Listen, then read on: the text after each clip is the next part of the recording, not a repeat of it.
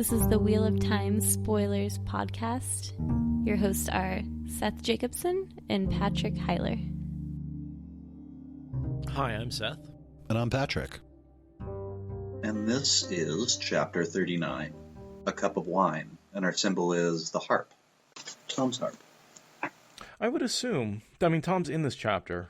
Yeah, he's a big part of it, because the whole Elayne gets drunk, and she's like, I know what happened. Who's your daddy? When Elayne came on deck with her things neatly bundled, the setting sun seemed to be just touching the water out beyond the mouth of Tanchico's harbor, and the final thick hawsers were being tied snug, wave dancer to a ship-line dock, only one many along this watermost peninsula. One of many? Western, yes. Only one of many along this westernmost peninsula of the city. Some of the crew were furling the last sails. Beyond the long wharves the city rose on hills, shining white, domed and spired, with polished weather vanes glittering. Perhaps a mile north she could make out high, round walls, the Great Circle, if she remembered correctly. Slinging her bundle on the same shoulder as her leather scrip, she went to join Nynaeve by the gangplank, with Coeen and Joran. It seemed almost odd to see the sisters fully dressed again, in bright brocaded silk blouses that matched their wide trousers, earrings and even nose rings she had become used to, and a fine gold chain across each woman's dark cheek hardly made her wince at all now. Thom and Julian stood apart with their own bundles, looking a touch sullen. Nynaeve had been right. They had tried to second-guess, starting when the real purpose of this journey, or some of it, was revealed to them 2 days ago. Neither seemed to think the two young women were competent to seek the Black Ajah. A threat by Nynaeve to have them transferred to another seafolk ship, headed the other way, had nipped that in the bud. At least, it had once Thom and a dozen crewmen gathered ready to shove them into a boat to be rowed across. Elayne gave them a searching look. Sullenness meant rebellion. They were going to have more trouble from these two. Where will you go now, Coeen? Nynaeve was asking as Elayne reached them. To Dantora and Aiel Jafar, the sailmistress replied, and then on to Cantorin and the Isle Somera, spreading news of the Coramor, if it pleases the light. But I must allow Thom to trade here, or he will burst. Her husband was down on the docks now, without his strange, wire-framed lens, bare-chested and beringed, talking earnestly with men in baggy white trousers and coats embroidered with scrollwork on the shoulders. Each Tanchican wore a dark, cylindrical cap, and a transparent veil across his face. The veils looked ridiculous, especially on men with thick mustaches. Yeah, it does. It's a veil over a veil. A veil over, like, a veil and facial hair. I feel like that would be like, you ever put on tights over leg hair? I feel like that would sort of be the same effect. Fashion's weird, man. It's gross. And, like, hair would stick through the veil. It would be all, like, prickly and stuff. Ugh. No, thank you. That's a good analogy. It's the worst freaking fashion choice of anyone. I'm kind of curious to see how they portray that in the show. The veil. Yeah, if that's something they're going to stick with. And not to mention, I can't wait until we get a little bit of Elayne inhaling the veil, because she always has her nose up in the air. That's one of the subtle things I noticed that I didn't notice until it was pointed out to me in these chapters, is the reason she keeps sucking in the veil is she always sticks her nose up in the air, and so it's like drifting into her mouth.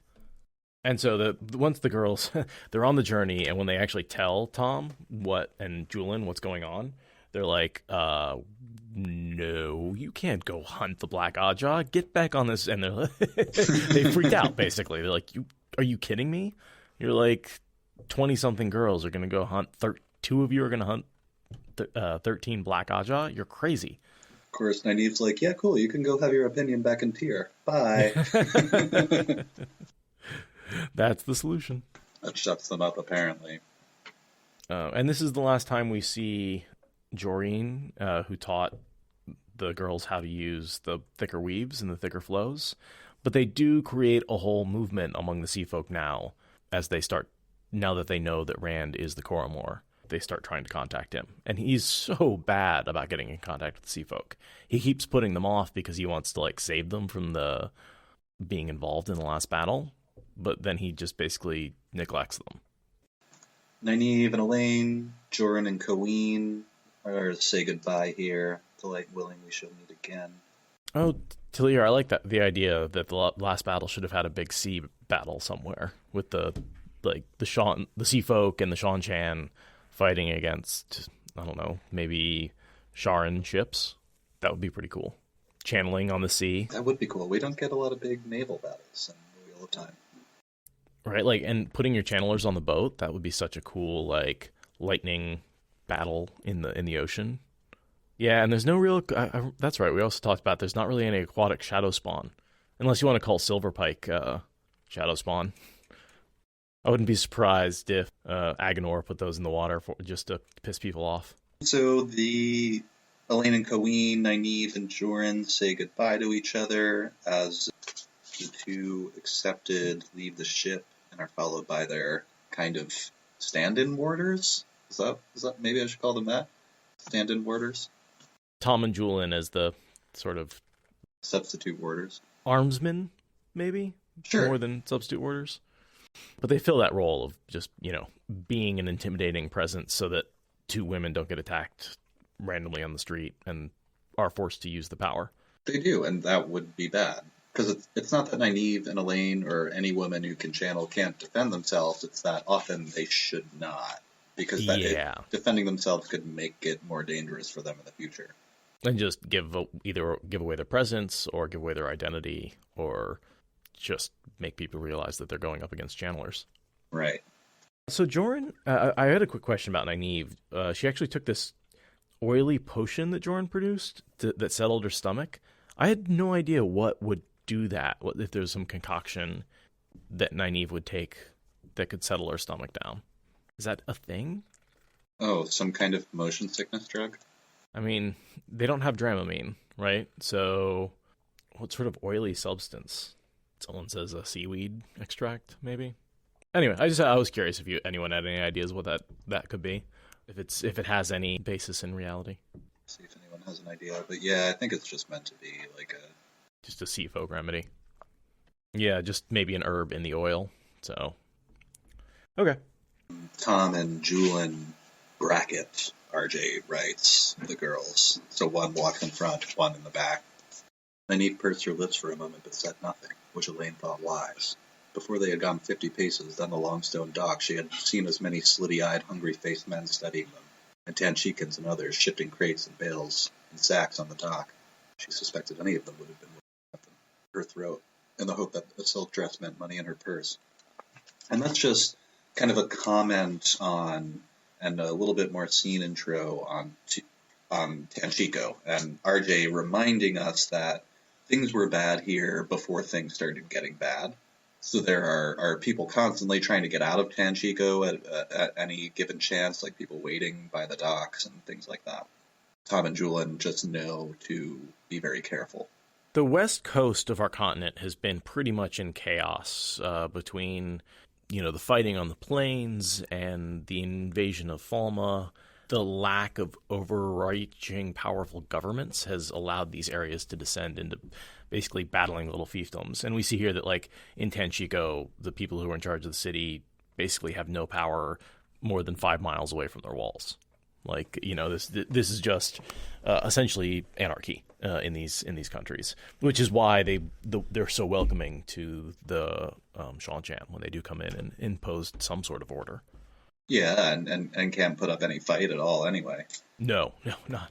Especially not against, the ever-victorious army. This is more like a city-state than a nation, I would say. Even though people seem to consider it to be its own nation, it doesn't seem a hollow shell of a government. And then we get a reintroduction to one of my favorite secondary characters, Bail Domon. He likes to tie a bunch of these characters together, between Rand and Mat fleeing the river to being there in Falme when the girls were trying to escape. Was it Falme? Yeah. And then here being in Tanchico again. So he's just sort of one of those characters that, like, all our main characters run into over and over and over again. It kind of reminds me, did you ever watch Lost? How there was, like, in the flashbacks, all the main characters knew the same secondary characters, but didn't know that they knew the same people? Do you remember that? No, I only ever watched a few episodes of that, but were you one of the Lost, big fans of Lost? I mean, I binged it when it was done. Okay. I didn't like keep up with it when it was coming out. I think I watched season 1. Would you say it's worth watching now? Yeah, just don't. It's just got a crappy ending. So just like I have heard that. A lot of it is really good and fun to watch, but don't expect it to like make sense when it's done. Okay. If you're like waiting for like the knowledge drop, it's not gonna happen. It doesn't have the cohesion that something like a Wheel of Time does. Well, hard to emulate. Domon yells out to the girls. He sees them and recognizes them from Falme. And they recognize him too, of course. Because remember, he hung around for a long time, but he eventually had to escape, and they never even tried to get to him. So yeah, it was one of those, like, they made a deal to leave together, but neither one of them upheld it, really. So there's a little bit of guilt going on there on both ends, I think. Yeah, I'm just skimming over. They're chatting with him and kind of catching up. Nynaeve says, "Oh, it's a pleasure, but if you'll excuse us, we have to find runes." Domon says, "Yeah, good luck. Everybody's looking for a rune in this city right now." He's pretty much established himself as a major player in the city. He's a major trader. He's got a lot of money. He's got a lot of ships. By being a smuggler, he's come up very quickly in the world after being taken prisoner by Elayne. A dozen good coasting ships the Panarch's taxmen do know about, he laughed, and 4 deep water they do know. I do smuggle and make such profits as I never did believe. As I did never believe. He says he gives away 1/10 of his company's total profits to, like, as profit sharing, essentially, to his workers. And so none of them will say a word to anyone because they're getting a good amount of profits. And he's also supporting soup kitchens, so they believe that he's doing good, which he is. Oh, yeah. He's running his own soup kitchen, which is kind of interesting. I was just reading it the other day. Who's the famous gangster from Chicago? He was like one of the first to start running soup kitchens during the Great Depression. Al Capone. Thank you, Discord. Al Capone. It's a common underworld tactic. Everyone from, ISIS to mobsters to El Chapo ran soup kitchens because it's such good PR. Oh, yeah. It's like how you make sure that like the people don't rat you out is like, yeah, he may be breaking some assholes' kneecaps who don't pay him. Right, but he fed my aged grandmother when she was exactly. hungry, so. My aged grandmother do be fed. So I'm going to look the other way. And yeah, that's how people are for the most part. It's all about self-interest. I don't really care if you're messing with the federal government. I'm not going to say anything. I'm not going to help you or hurt you. Does that mean we're comparing Bail Domon to Al Capone, terrorists and criminals? This is a deep conversation subject here. I mean, he's just smuggling. I mean, and one could say that Al Capone was just smuggling. But, when you have a giant criminal empire like that, you can't, sue people who mess with you, so they killed them. And I don't think Domon is as big as Capone or doing... his operation just isn't as big. He's doing well, but not Capone well. Maybe if he had a little more time in Tanchico, he could start getting a Capone-level success. And in a city-state, it kind of makes sense not to necessarily... This place is corrupt as hell anyway. Right. And then when it gets invaded, you could say he's, smuggling against an invading force, and that could be considered noble. But, yeah, it's... As Americans, we like to cast ourselves as the good guys, but sometimes when I look at our politics, it's like, no, we're kind of... Are we the baddies? Everyone wants to think they're the good guy, I think. I don't know. There's lines. I think Domon's a good guy. And, governments kill people to keep control of things all the time. They're just the only ones who are allowed to do it. Right. Is it moral? I don't know. Is it better? Probably. And so this is where, Juilin and Domon have this antagonistic relationship, because Domon's like, yeah, I break the law, and Julian's like, I enforce the law. And so they're all pissed at each other. Julian's giving Domon a glare, breaking the law. I'm looking over the conversation between Domon and the girls.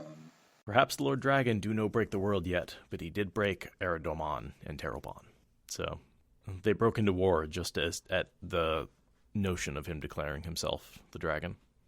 That's their last word for the moment, as the girls get picked up in palanquins in the chairs that are carried by servants through the streets. I always wanted to ride in one of those. Seems like a really slow, inefficient, and uncomfortable method of transportation. Not that I don't want to try it, but I mean, slow and inefficient, yes, but comfortable, maybe. right? Like, more than, like, wheels on cobblestones that are going to think it bounce would you be all like- over the place. Bouncy? I don't know. Yeah, I thought it would be more bouncy, but I have no idea. See, I imagine that a well-trained group of palanquin carriers would be trained to not be bouncy. Like, they maybe offset each other's steps so that you have more of a smooth trip. In theory, the slower speed should help the bumps be less abrupt. And you're like, you're on legs. Yeah, Bridge 4. Yeah, that's what I'm laughing about. Frankie says Bridge 4 could totally do it. Just be careful if they go to a side carry. Bridge 4, side carry left. What? So they go with Domon to The the three-form three-form court. court. There's food. They continue having a discussion with Domon. Part of this I have marked out to read. Starting with, we may need your help. Rendra, Nynaeve said quietly. Rendra is the proprietor of this establishment. Does anyone here help the poor? I can lay my hands on a good bit of gold if it would help. You could donate to Baal's kitchen, the innkeeper replied, giving Domon a smile. The man avoids all of the taxes, yet he taxes himself. For each crown he gives us as a bribe, he gives 2 for the soup and bread of the poor. He has even talked me into giving, and I paid my taxes. But I'll do this read of the actual scene. So maybe another paragraph from there. Nynaeve says, we may need your help too. The Illianer's knife and fork paused in cutting a piece of lamb. How? He asked suspiciously. I do not know exactly, Master Domon. You have ships. You must have men. We may need eyes and ears. Some of the Black Ajah may very well be in Tanchico, and we must find them if they are. Nynaeve lifted a forkful of beans to her mouth as if she had said nothing out of the ordinary. She seemed to be telling everyone about the Black Ajah of late. Domon gaped at her, then stared incredulously at Thom and Julian as they settled back in their chairs. When they nodded, he pushed his plate aside and put his head down on his arms. He had very nearly earned himself a thump from Nynaeve, if the way her mouth tightened was any indication, and Elayne would not have blamed her. Why should he need them to confirm her word? Finally, Domon roused himself. It do be going to happen again. Falme all over. Maybe it do be time for me to pack up and go. If I take the ships I have back to Ilion, I will be a wealthy man there, too. I doubt you'd find Ilion congenial, Nynaeve told him in a firm voice. I understand that Samael rules there now, if not openly. You might not enjoy your wealth under one of the Forsaken. Domon's eyes nearly came out of his head, but she went right on. There are no safe places any longer. You can run like a rabbit, but you cannot hide. Is it not better to do what you can, to fight back, like a man? Nynaeve was being too hard. She always had to bully people. Elayne smiled and leaned over to put a hand on Domon's arm. We do not mean to browbeat you, Master Domon, but we truly may need your help. I know you for a brave man, else you would not have waited for us as long as you did at Falme. We will be most grateful. You do this very well, Domon muttered, one with an ox-driver's stick, the other with a queen's honey. Oh, very well. I will help as I can, but I will no promise to remain for another Falme. Thom and Julian set in to question him closely about Tanchico as they ate. At least, Julian did in a roundabout manner, suggesting questions to Thom about what districts thieves and cut-purses and burglars frequented, what wine shops they used, and who bought their stolen goods. The thief-catcher maintained that such people often knew more about what was going on in a city than the authorities did. He did not seem to want to talk to the Illioner directly, and Domon snorted every time he answered one of the Terran's questions put by Thom. He did not answer until they were put by Thom. Thom's own questions made no sense, at least not coming from a gleeman. He asked of nobles and factions, of who was allied with whom and who opposed, of who, what stated aims and what their actions brought about, and whether the results were different from what they supposedly wanted. Not the kind of question she expected from him at all, even after their conversations on Wave Dancer. He had been willing enough to talk with her. He even seemed to enjoy it, but somehow, every time she thought she might dig out something about his past, that was just when he managed to put her back up and sent her stalking away. Domon answered Thom with more alacrity than he did Julian. In either case, though, he seemed to know Tanchico very well, both its lords and officials, and its dark underbelly. As he talked, It often sounded as if there were very little difference. There really isn't. It's kind of the point I was trying to make before. New boss, same as the old boss. I mean, when the government's corrupt, the difference between a criminal enterprise and a corrupt government is pretty low. They're both just people with power out to make themselves rich. It's kind of the same thing. Yeah. And of course, there's the running joke that Thom doesn't sound like a Gleeman, because he's not. He's a court bard who's directly involved in the Game of Houses and one of the most skilled players on the continent. And I do how, like, Domon's like, this is going to be Falme all over. And he's right. He's right. It's totally going to be Falme all over again. Because what ends up happening is there's a riot started because I believe the girls are looking for a ship, and they ask both the White Cloaks and Bail Domon and the Sea Folk to get them a ship, and they all like converge at the same time. That's Tanchico, right? I think that's right. And so there's this huge, conflation basically where they're all fighting over the same ship for the same people, and it creates a riot that takes down the entire city. Well, and to be fair, it's a straw house at this point, but they do kind of set it on fire. They do kind of drop the lantern that lights it up. They kind of settle down in the inn here. Thom tells Mara and the Three Foolish Kings, which is something we've taken note of in the past. He usually tells this story when something crazy is about to happen. I often wonder if he's making a commentary on the way the girls just bullied Bail Domon a little bit. Maybe. Just a thought. Or it could just be just one of the songs that he pulls out when he wants to tell a fun song. I wish we had more text of it. Oh, yeah. Can I tell you how excited I am for my costume for the Jordan Con? I know I've said that before, but I bought like really nice juggling balls, and I'm going to do a Gleeman's cape, and I've been practicing a couple of the stories that Thom tells. So I can like stand in the corner, juggle, and recite stories. Oh, it would be cool if we could have Mara. But I don't think there's a text of it anywhere. I mean, I guess I could make it up. No. Yeah. Just parts of it. Thom tells a long stretch of the Great Hunt for the Horn, Mara and the Three Foolish Kings, and we have a kind of hangout session. Elayne starts getting real drunk. Yeah. Well, the pretty young man gets her really drunk. Well, he keeps refilling her cup, and, I'm not sure... She's just a little inexperienced. She drinks more than she intends to.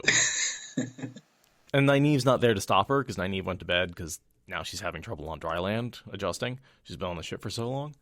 Oh, I was going to say, Iradia's using the word date rapey, and it seems that way quite a bit, but I don't think Elayne is drugged or anything. I think she just gets wasted because this guy keeps buying her wine, and she keeps drinking it. Yeah, and when she gets up to go to bed, he's like, "Let me help you get to bed." Mm-hmm. Although he doesn't push it. But he definitely is attempting to get her drunk enough to take advantage of her. It's very creepy. And it's something you have to watch out for in bars. I see it all the time. Getting carefully to her feet and refusing the sweet young man's most solicitous offer of help. She managed to climb the stairs despite the way they swayed.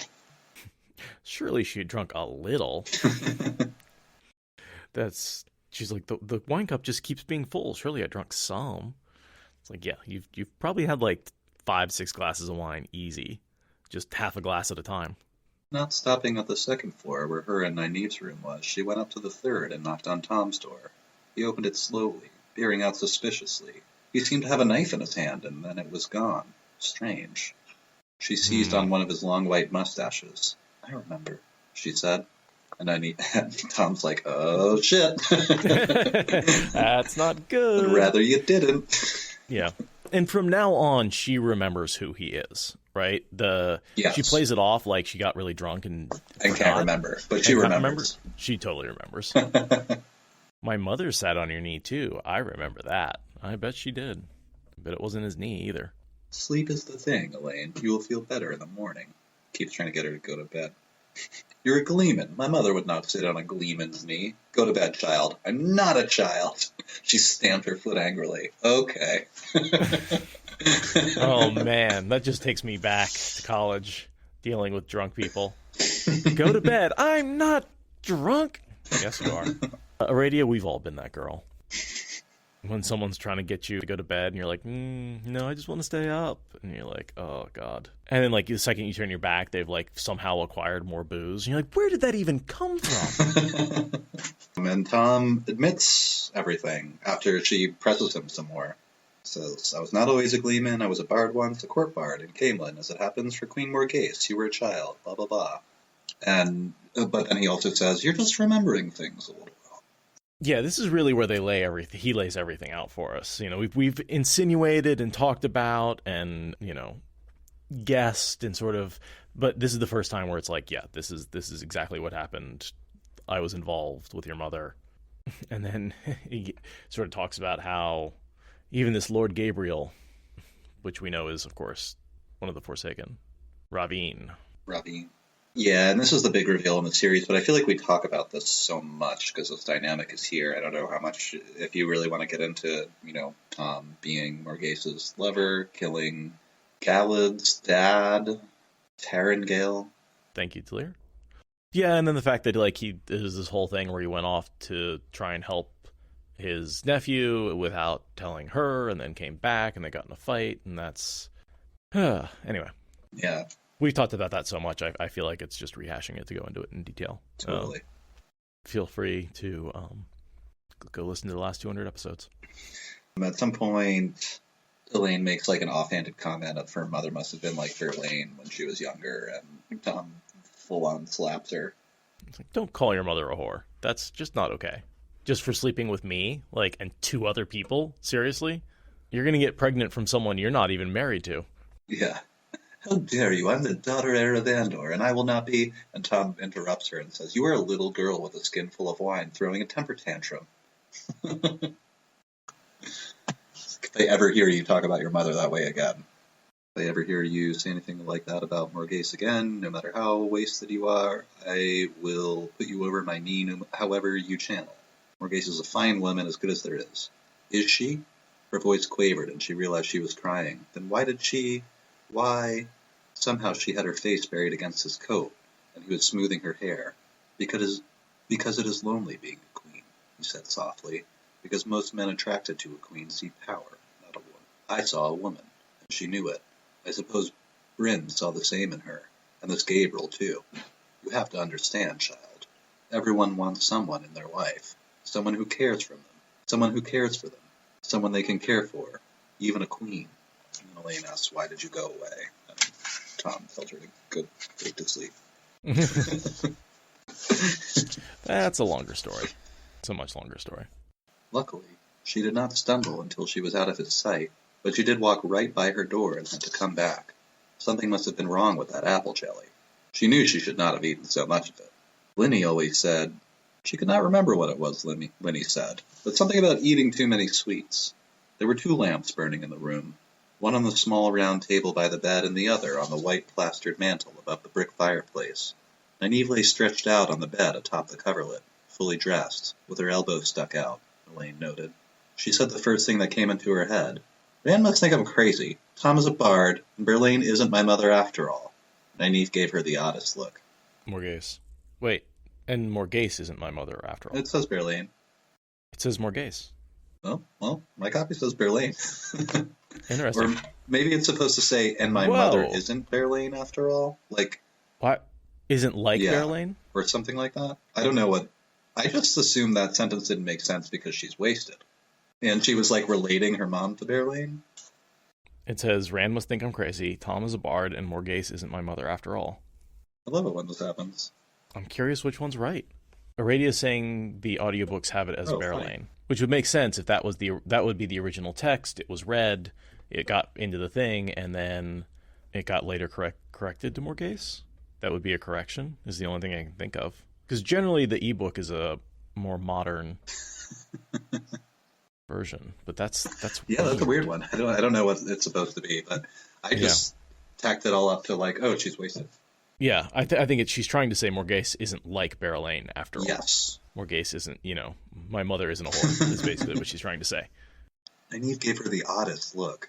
I'm a little dizzy for some reason. A nice boy with sweet brown eyes offered to help me upstairs. I'll wager he did, Nynaeve said. I bet he did. Biting off each word, rising. She came to put an arm around Elayne's shoulders.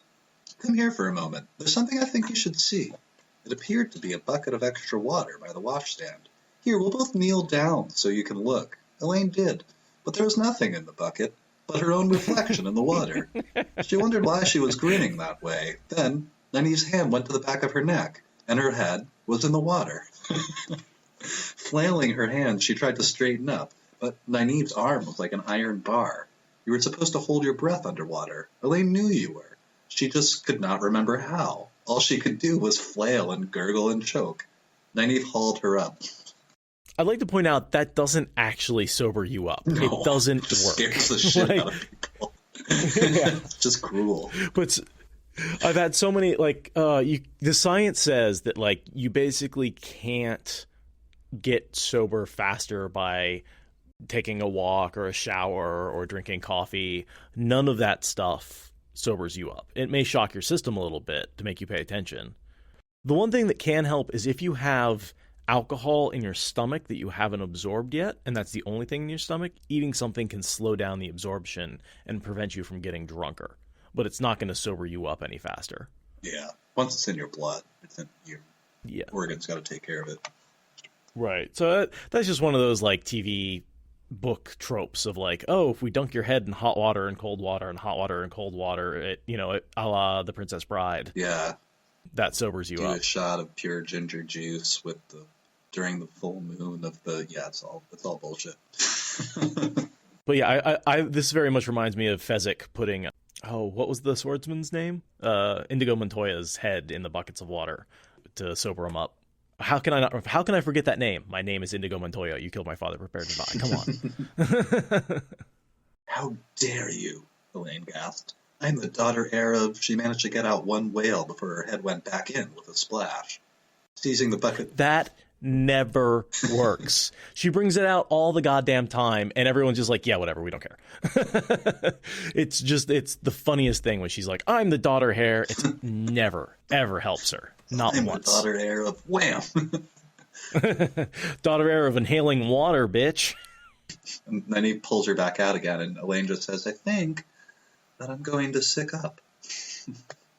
That might be the one thing that helps her sober up, is just getting whatever wine she has left in her stomach out.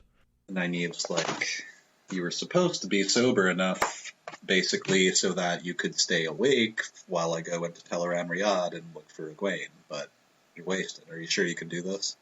And of course, I only had one cup. Only one cup that you never saw the bottom of. Which takes me back to those people who get one glass of wine, but the glass is the size of a liter bottle, and they pour the entire bottle into it. I'm just having one glass.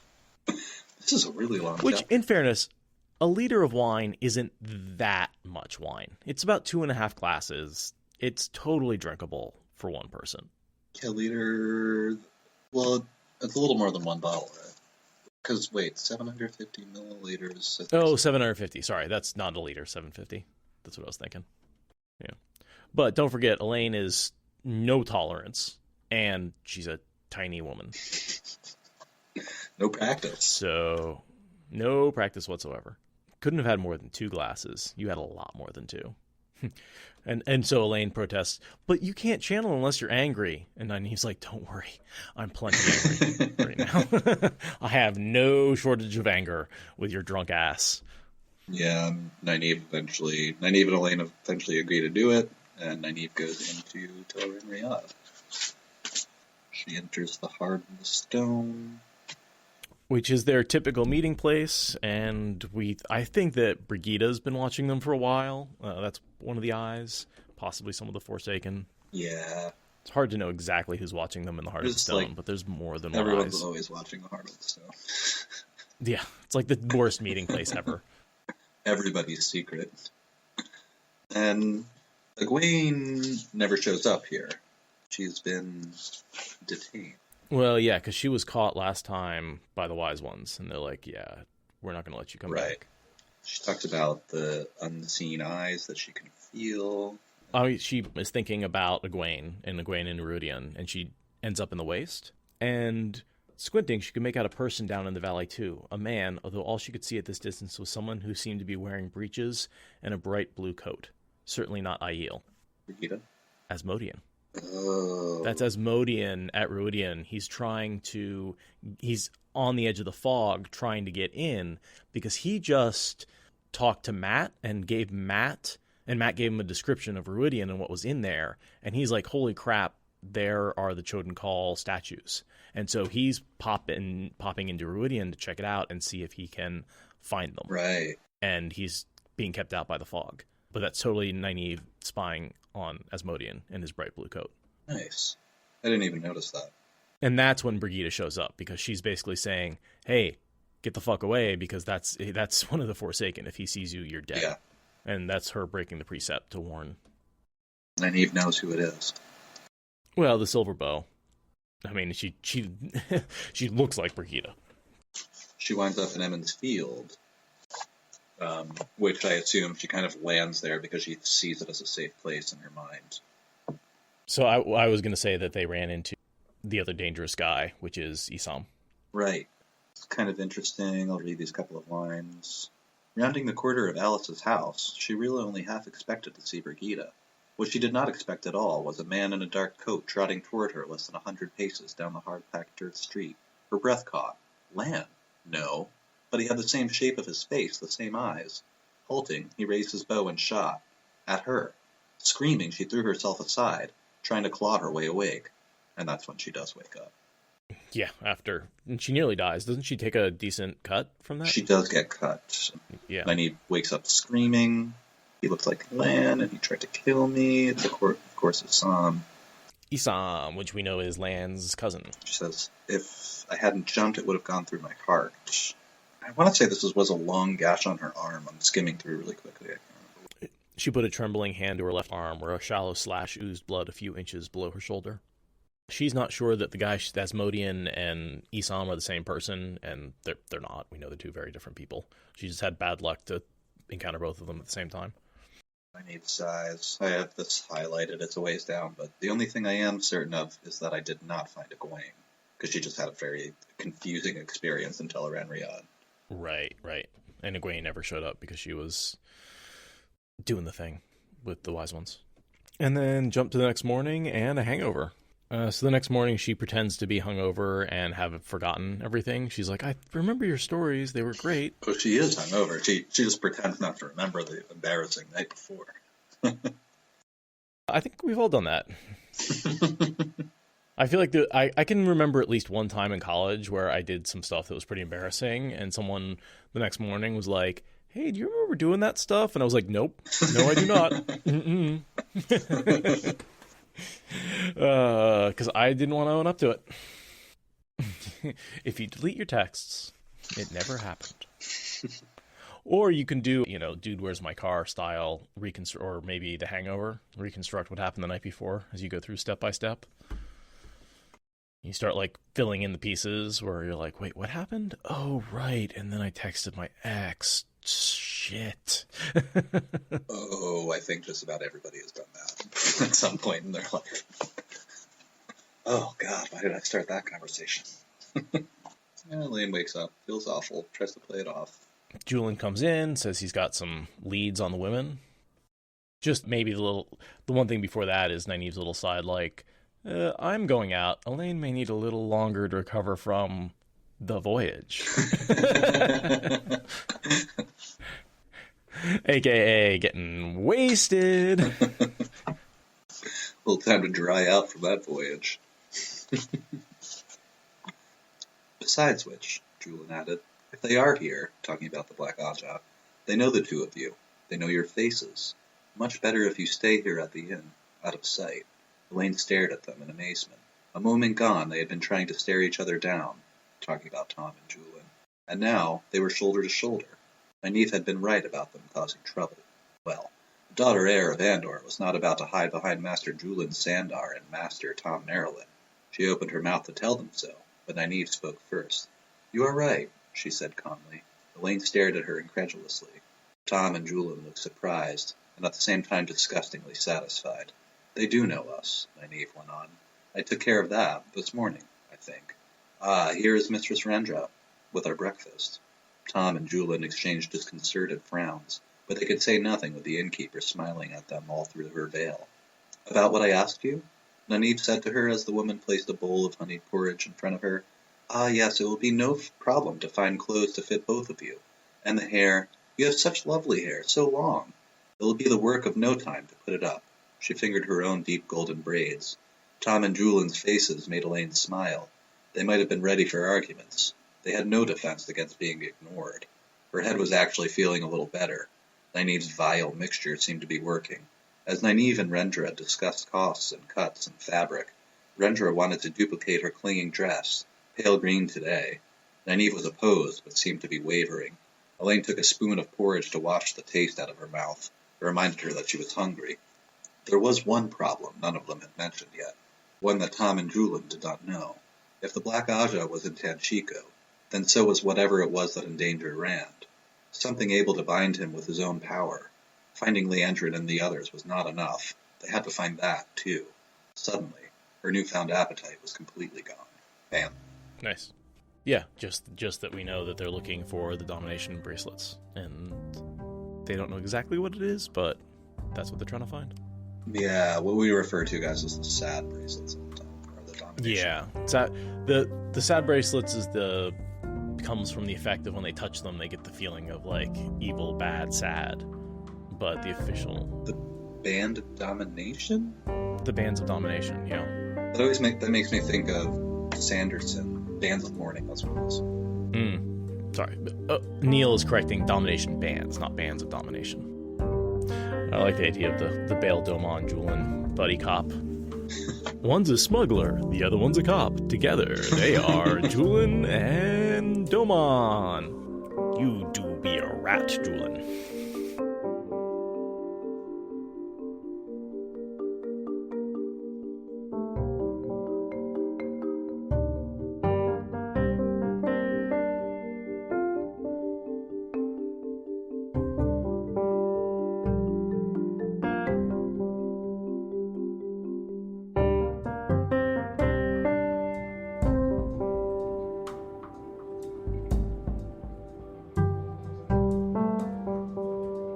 I've got this. Did you see my lovely Just Roll With It t-shirt, by the way? I did. That's pretty awesome. Christine sent us these guys. It's got the symbol and everything on there. She's awesome. Christine's fantastic, by the way. The whole Just Roll With It group is fantastic. I love those guys. And then did you see the Timber image that Anna, I did. That was awesome. Yeah. Really cute. It is. She's doing one for every character in Just Roll With It. So you could see, like, Timber's name had tiger stripes on it. Yeah, I saw that. That was really cute. I was like, well done. Well done. Subtle. Get that inside joke. But no, we're having a lot of fun in Just Roll With It, playing again tomorrow, which is super exciting. Yeah. We're getting a bit of a backlog, so we can actually keep up and release on a weekly or bi-weekly schedule. So it's going somewhere. We launched the Patreon for that, and that's actually been going really well. So I guess this is my shout out to folks in Watt Spoilers. If you're at all into D&D podcasts, you know, we're rolling pretty good with Just Roll With It as a D&D podcast. You should definitely check it out. You know, the beginning, there was a lot of figuring stuff out, and, you know, the sound quality may not be as good as you're used to with this podcast, but if you dip into maybe episode, I want to say 11 or 12, it's really been, you know, top notch ever since then. We have our stuff down. We have the technology is down, the quality is down, the play is down. You know, we're just having a bunch of fun, and so you should join us. So that's my shout out. You guys should join Just Roll With It. It's a really fun scene. The live recordings go on much longer. Well, usually. Yeah, I think we did 5 hours last time, and then a lot of people hang out for them. 3 it's hours. Just fun. Yeah, and to be honest, you know, it's just fun for us, really, more than anything else. Yeah, some people have to go to sleep at about hour 4, but it's something I'm doing because I think it's fun, you know, and I'm enjoying putting it out as a podcast, mostly so I can go back and listen to it and like remember what the hell happened. Yeah. If you guys want to listen to a bunch of nerds having a lot of fun playing tabletop. With a whole bunch of Wheel of Time references. Of course. So yeah, and then I guess the only other thing I wanted to bring up is that tonight we're going to record episode 198 and 199, which means next week on Thursday we've got episode 200 coming up. And I've sat down and arranged to have the two ladies from the White Tower podcast on. I'm pretty excited about that. Jess and Jen, I believe. Oh, I was just going to say, we've been exchanging messages with them for a while. I'm glad that we're finally getting together and doing a collab. Yeah, and they're funny. I've been listening to their episodes, and man, they definitely have some dirty minds, which is perfect. I'm really excited to get into talking with them. And so they're going to join us for Among the Tuatha'an, which is going to be a Perrin Fail chapter, and I think that's like the perfect chapter to dig into with them about like gender issues and whatever the hell else we want to talk about. But it's going to be just fun to have them on, and you know, who knows? Maybe we just end up going total tangents for 2 hours. Did you agree to this coming Thursday with them? Yes, and we've also arranged to have them and Daniel Green together with us at a panel at JordanCon. So that's going to be interesting. That's going to be a blast. So this is sort of going to be a warm-up. You know, I mean, I think the Daniel Green episode was fantastic. I think this upcoming episode is going to be fantastic. And I think the 5 of us in a room are going to really have a lot to say about the Wheel of Time. Thank you for listening to the Wheel of Time Spoilers podcast. Rate us in the Apple Podcast app or support us on Patreon. Is that good enough?